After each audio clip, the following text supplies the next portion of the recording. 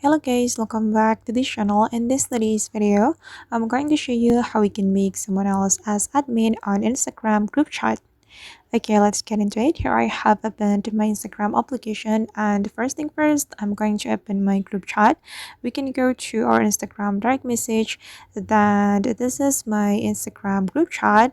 For your information, I'm the admin of this Instagram group chat, so I have an authority to make someone else as admin. We can click on the group chat's name. Then here we have to select people, and these are the members of my group chat. And as you can see, I'm the admin of this group chat. This is my Instagram account.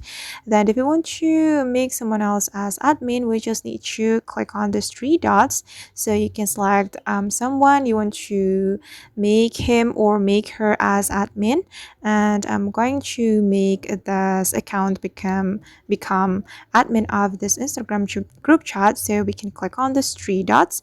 Then we just need to click on make admin.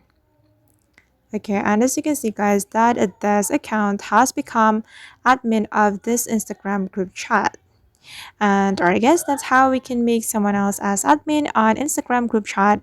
I hope this tutorial will be useful for you. Thank you so much for watching, and see you in the next video.